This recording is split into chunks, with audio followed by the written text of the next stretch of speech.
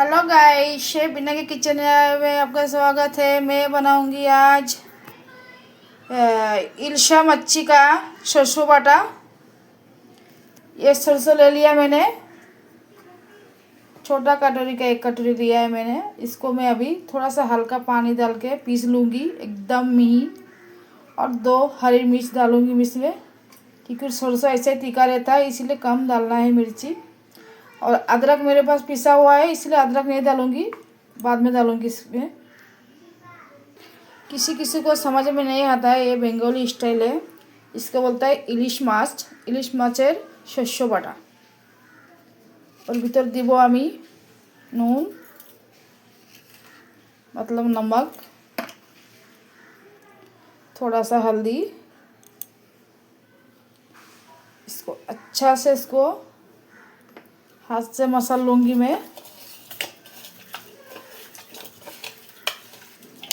इलिश माছের শস্য বাটা এত সুন্দর টেস্টি হয়, আপনারাও ঘরে বানান।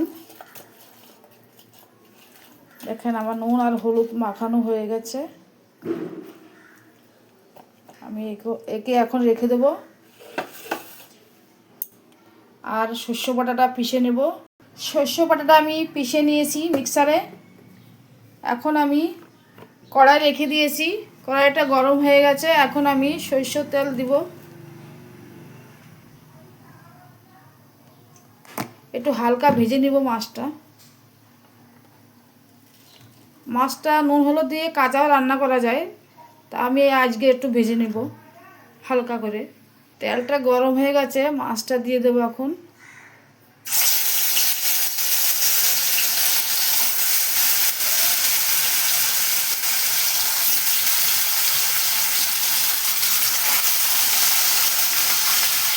পুরোটাই দিয়ে দেবো, দিয়ে হালকা ভেজে নেব। মাছটা আমি ভেজে নিয়েছি, এখন উঠিয়ে নিব।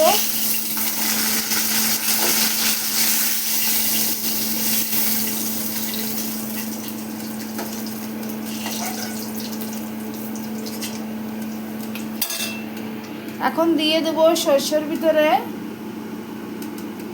হলুদ গুঁড়া, দিব একটু কাশ্মীরি লঙ্কার গুঁড়া,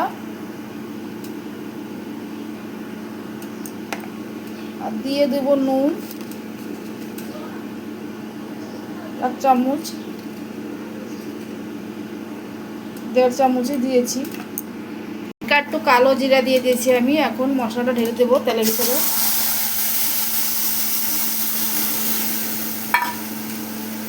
দেখেন দেওয়ার সাথে অমনি কি সুন্দর কালারটা বেরিয়ে গেছে।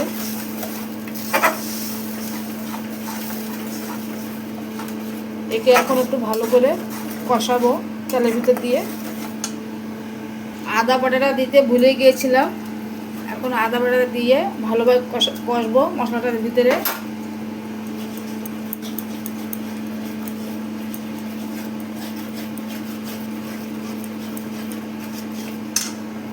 এই দেখেন মশলার থেকে তেলটা ছেড়ে দিয়েছে।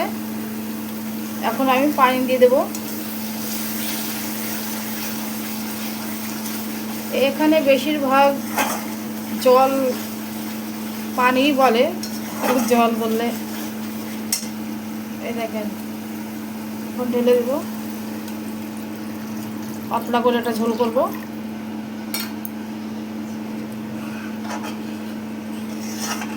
এখন ঢেকে দিব আমি। দেখেন কি সুন্দর কালার এসছে। এবারে মাছটা ছেড়ে দেব, ঝোলটা পেকে গেছে।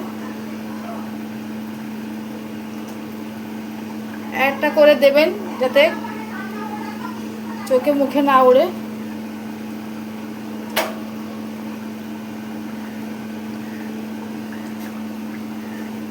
এখন আর একটু জাল হবে। যদি ভিডিও ভালো লেগে থাকে তাহলে সাবস্ক্রাইব করবেন, শেয়ার করবেন আর কমেন্ট করবেন কেমন হয়েছে। ঘরে রান্না করে ফ্যামিলি নিয়ে খাবেন। আর শেফ বিনা চ্যানেলের যে নতুন বন্ধুগুলো আছে ওটা সেভ হয়ে যাবে আর আমার সাবস্ক্রাইব করবে। प्लीज़ गाइस सब्सक्राइब करना भूलना नहीं, शेयर भी कीजिए और घर में ट्राई कीजिए। ইলিশ মাছের শস্য বাটা, ইলিশ মাছের শস্য বাটা হয়ে গেছে। দেখেন কি সুন্দর কালার এসছে ঝোলটা দিয়ে। তাই দেখেন ইলিশ মাছের শস্য বাটা কি সুন্দর লাগছে, আর খেতে তো আরও কি মজা লাগবে। এরপরে আমি দিয়ে দেবো একটু धनिया, नहीं डालो तो क्या डाला गाइस।